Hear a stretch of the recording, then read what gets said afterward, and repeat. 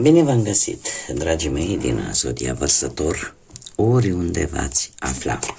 Bine ați venit tuturor pe canalul meu Tarot Flor de Loto. Numele meu este Nina și ca de obicei mă bucur să vă am alături atât pe dragii mei abonați, cum de asemenea și pe cei care poate sunteți pentru prima oară aici pe canal.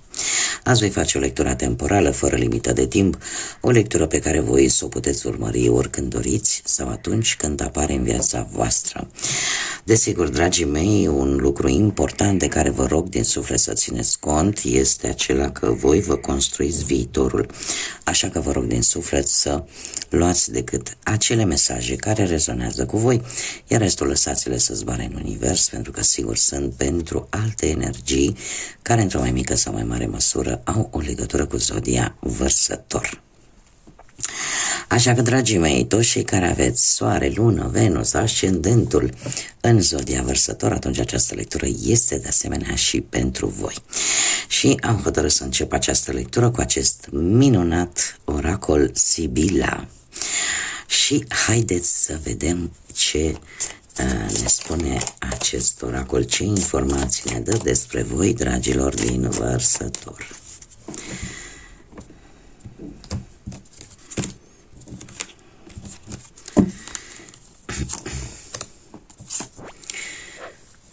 Da, se pare că ați trecut printr-o perioadă, posibil chiar o pierdere de bănuți, o situație destul de rea, unde chiar dacă poate nu s-au pierdut neapărat bani, ceva s-a pierdut. Posibil, nu știu, poate munca, ceva în general, poate pentru unii s-a pierdut speranța, dacă nu s-au pierdut bani, dacă nu s-a pierdut un job, dacă nu s-a pierdut ceva, s-a pierdut poate o speranță, erați așa un pic triști, un pic fără poftă de viață, ca să zic așa. Acum, s-au schimbat lucrurile, ceva pozitiv s-a întâmplat în viața voastră, dragilor. Nu știu, ori că sunteți invitați la un anumit eveniment, la o reuniune, cumva parcă a mai scăpat un pic de stres. Cert este că, și este foarte interesant, în următoarea perioadă, poate ceva legat de acest eveniment, din partea unei persoane posibil pensionate, nu e obligatoriu, dar posibil pensionate, voi să aflați niște informații importante. Sau niște informații care v-au fost ascunse până acum, sau, nu știu, poate aș zice, dacă nu vorbim de acest aspect, da, de acest personaj ieșit deja la pensie, care să vă dea niște informații care pe voi să vă ajute, atunci vorbim de asemenea de informații ascunse sau cu sau fără posibilitatea de a le comunica cumva. Există ceva acolo care nu se spune. De ce? Pentru că există o imposibilitate de moment de a fi comunicate respectivele informații. Așa că, iar pentru alții ar putea simboliza înțelepciunea. Faptul că sunteți unii dintre voi mai experimentați, mai trecuți prin viață, cumva lucrul ăsta vă va ajuta în rezolvarea poate a unor situații care vor veni în următoarea perioadă. Și e posibil chiar voi, pentru cei care deja sunt trecuți de mult de a doua tinerețe, e posibil chiar voi să aveți niște informații care să vă ajute. Îmi cer scuze pentru țipetele lui vecina, așa știe să se manifeste. Sper să nu se fi înregistrat atât de puternic pe cât l-am auzit eu aici. Nu am ce să fac, eu trebuie să-mi fac lecturile, dar îmi cer scuze pentru acest mic inconvenient. Cert este că și voi puteți fi, în măsura în care sunteți trecuți de o anumită vârstă, voi să dețineți niște informații care la un moment dat să vă ajute în rezolvarea unor situații care pot apărea în următoarea perioadă. Haideți să vedem ce ne spune și tarotul. Tarotul bufnițelor înțelepte. Să l-am pus un pic într-o încurcătură, este? Vai, deci nu pot să cred, are un copilaș mic de 2 anișori, dar zbiară mai mult decât el. Bun. Și trebuie să vă spun că eu la ora la care filmez, în mod normal, este ora de descanso, de odihnă, în care de obicei lumea doarme după amiază. Bun, dragii mei, haideți să revenim la cărțile noastre și să vedem cum stau lucrurile pentru voi, dragii mei din Vărsător.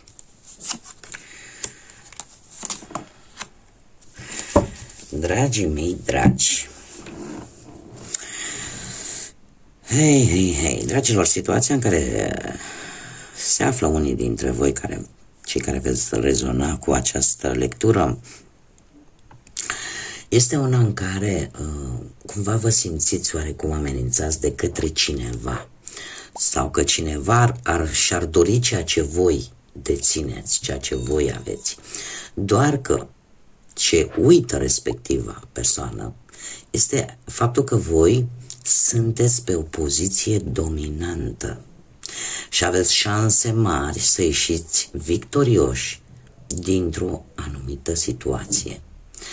Aparte de acest lucru, mulți dintre voi își vor da seama că indiferent cât de mult voi vă doriți să mulțumiți pe toată lumea, din păcate nu o puteți face. Alții poate simt oarece teamă sau oarece îndoială vis-a-vis de o anumită situație. Trebuie să vă spun că lucrurile astea sunt perfect normale.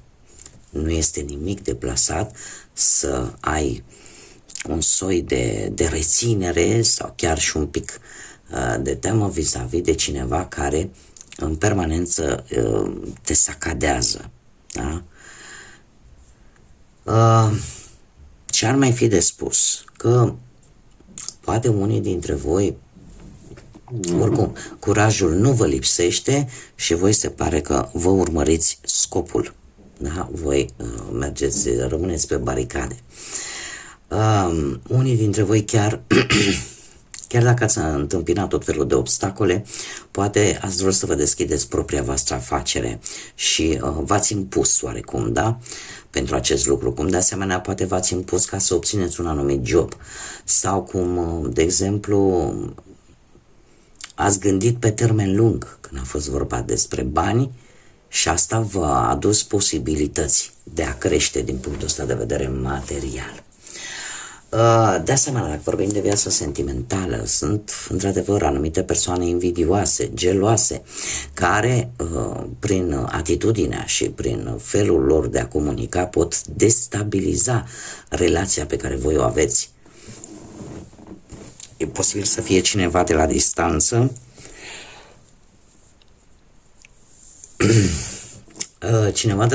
dar care să-și tot bage coada așa unde nu trebuie și tot să vă aducă tot felul de complicații. Dar se pare că, de asemenea, pentru cei care sunteți singuri, voi încercați să luptați unii dintre voi pentru o persoană care pe voi vă interesează.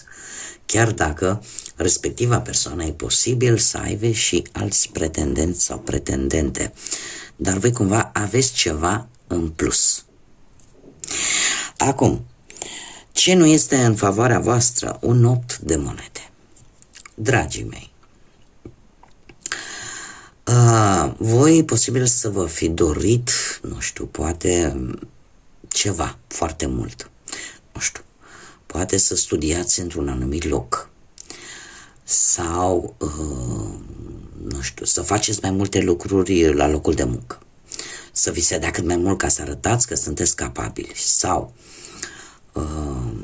indiferent de ce aspect al vieții vorbim, pe care tu ți-l doreai din tot sufletul, dar în care ai vrut să fie totul extrem de perfect.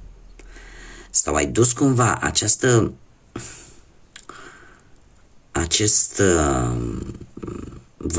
variantă a perfecțiunii, ai dus-o un pic la extrem. Lucrul ăsta la un moment dat îți poate juca în contra ta, în defavoarea ta. De ce? Pentru că, de exemplu,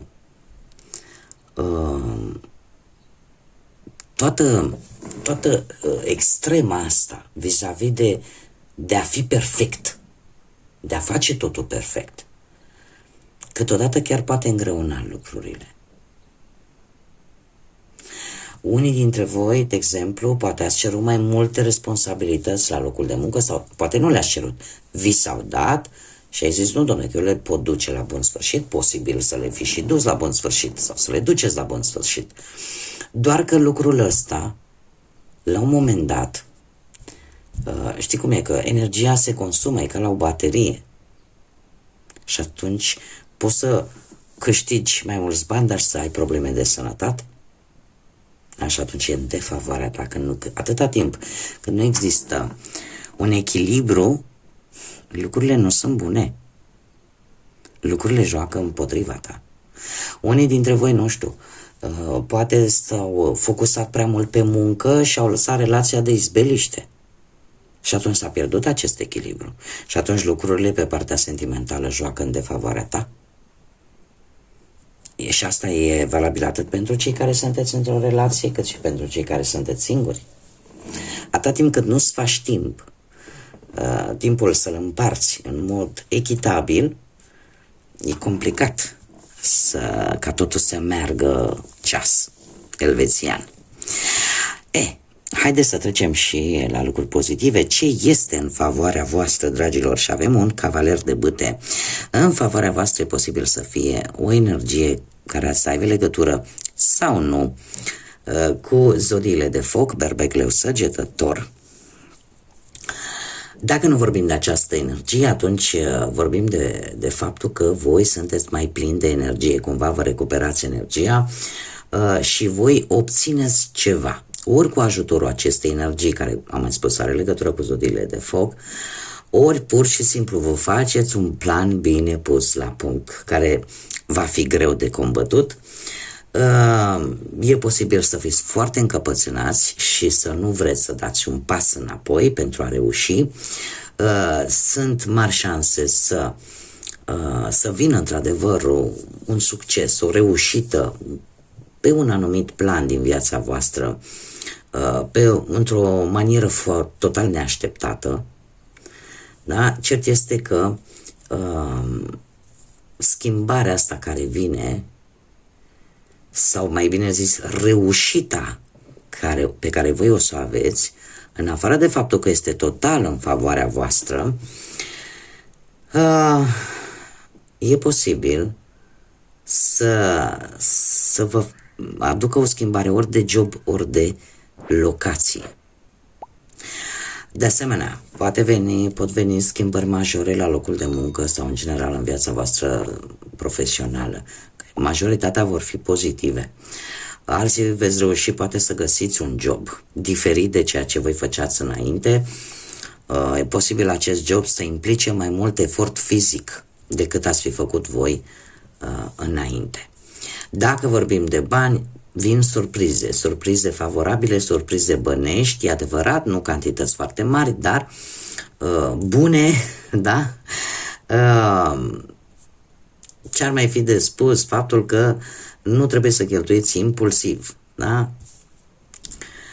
Dacă vorbim de viața sentimentală, e nevoie pentru unii care sunteți într-o relație, se pare că se va face un compromis și nu un compromis numai din partea voastră, va fi un compromis, o înțelegere, da? Din partea ambilor, da? Din partea ambilor, atâta timp cât este făcut cu sinceritate și e posibil să apară sprijinul, ca să zic așa, unui personaj foarte tânăr din relația voastră pentru unii dintre voi.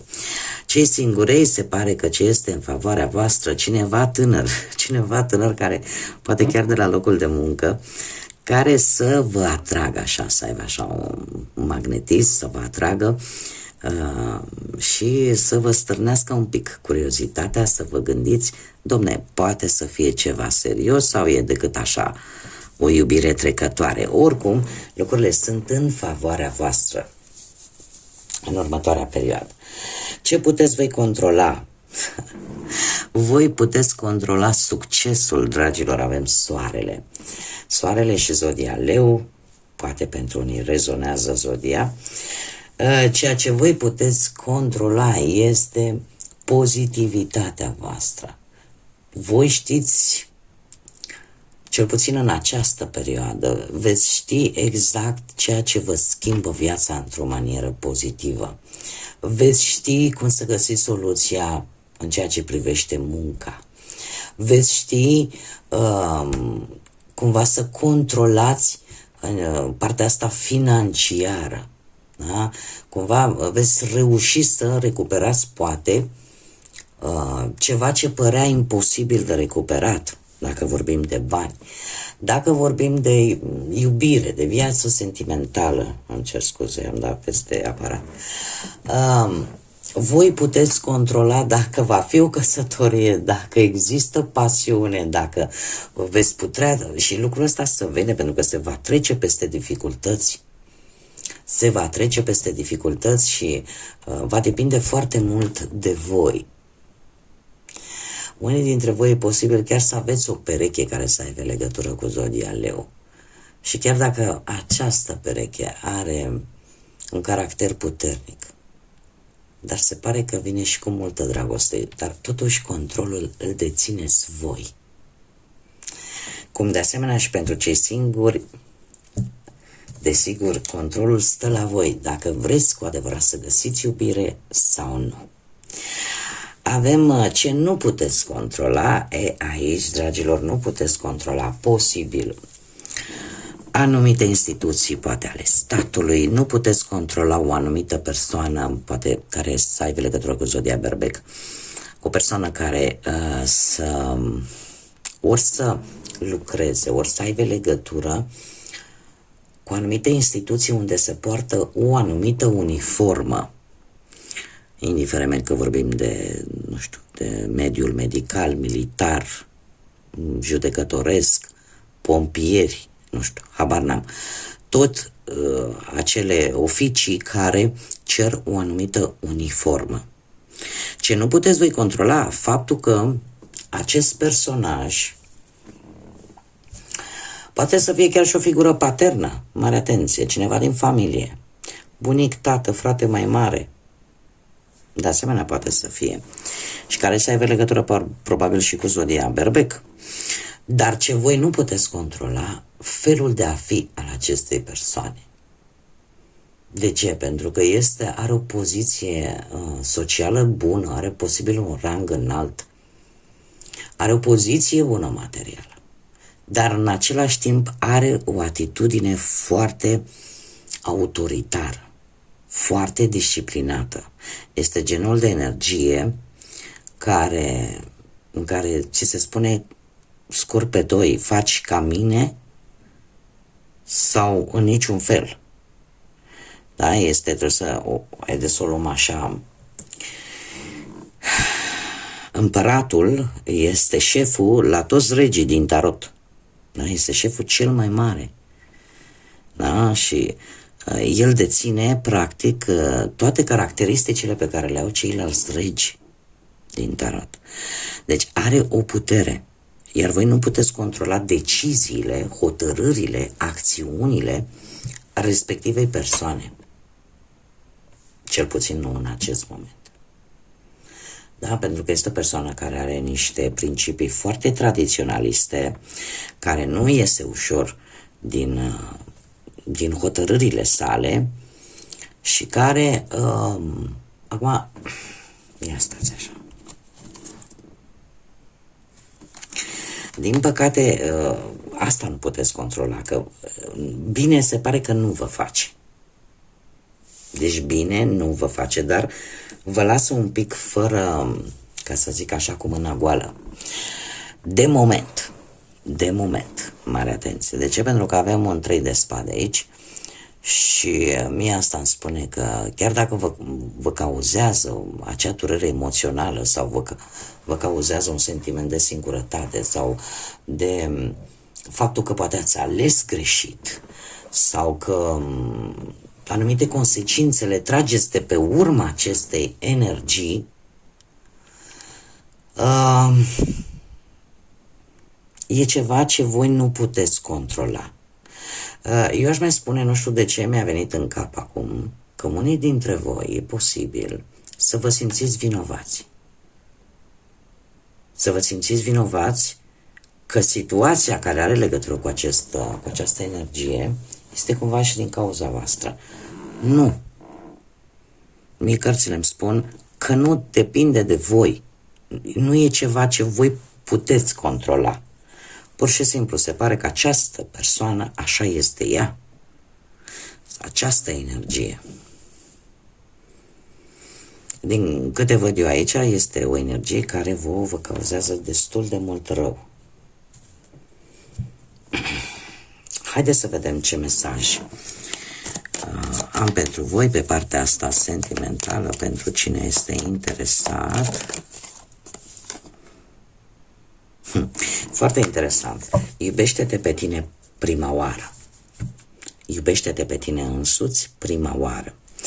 Respectându-te pe tine însuți, vei deveni mai atractivă. Era de așteptat să vină acest mesaj, tocmai pentru că și mie intuiția mi-a spus că aici apare un sentiment de vinovăție pentru unii dintre voi, apare acest sentiment de vinovăție în care ți se pare că totul se întâmplă dintr-o anumită vină a ta. E posibil să fie legată poate de o anumită alegere pe care voi ați făcut-o.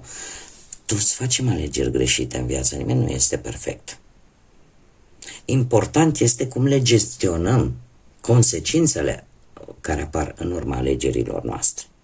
Asta este de fapt important. Pentru că oricum timpul înapoi nu-l mai dăm. Deci, iubiți-vă, învățați să vă iubiți și pe voi, învățați să vă respectați și pe voi, în primul rând. Pentru că atâta timp când noi ne respectăm pe noi, atunci, într-adevăr, putem să cerem celorlalți să fim respectați. Dar odată ce o persoană are o părere super proastă despre sine însăși, e foarte greu să ceri altcuiva să-ți respecte atitudinea, să-ți respecte părerea, să-ți respecte opinia și să te respecte pe tine, dacă tu nu reușești să o faci.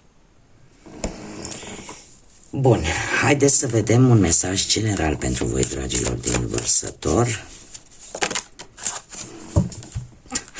Cam același mesaj. Reîntinerește-te pe tine însuți. Dragilor, cunoașteți limitele și lasă-le ca ele să te ghideze. Limitările te pot învăța să ai mai multă grijă de tine. Ai permisiunea totală să te odihnești și să ai curaj să spui nu. Eu v-am spus că intuiția mi-a spus, așa cam de pe la început, că aici există această problemă de o părere proastă de voi înșivă, de unii dintre voi. Și faptul că reîntinerește-te pe tine, ai grijă mai multă de tine. Chiar dacă tu îți cunoști limitele, dar lasă acele limite să te ghideze.